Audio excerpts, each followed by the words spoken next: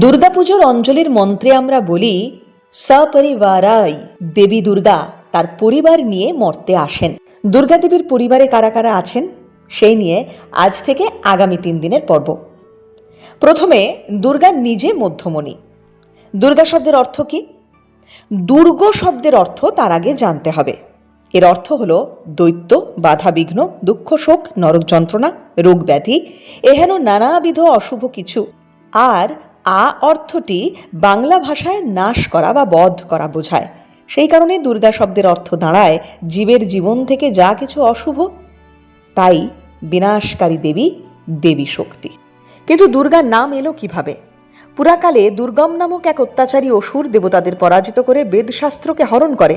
তার উদ্দেশ্য ছিল জীবজগতে ধর্মের বিনাশ ঘটানো। সমাজে এমন বিশৃঙ্খলা দেখে দেবতারা সমবেতভাবে মহামায়ার শরণাপন্ন হন।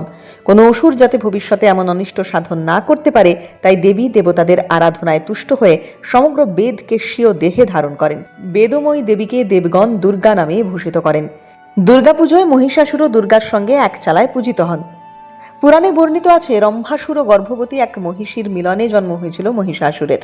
তার বৈশিষ্ট্য হলো তার হাত পা সব মানুষের মতো, কিন্তু মুখটি সিং সহ মহিষের মতো। সে জন্মের পরেই স্বর্গরাজ্য লাভের আশায় তপস্যা শুরু করে। বহুকাল কঠোর তপস্যার পর ভগবান ব্রহ্মা তুষ্ট হয়ে তাকে অমরত্ব ছাড়া যে কোনো বরদান করতে সম্মত হন।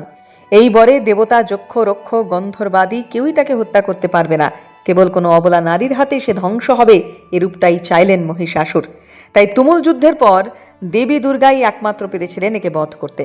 মহিষ তমগুণের প্রতীক। মহিষাসুর মহিষ থেকে জাত বলে সে ভয়ঙ্কর, এবং যুদ্ধে দুর্গার সত্যগুণের দ্বারা সেই তমগুণের বিনাশ হয়। এর পরের পর্বে জানব দেবী দুর্গার সঙ্গে মর্তে আসা লক্ষ্মী সরস্বতী সম্পর্কে।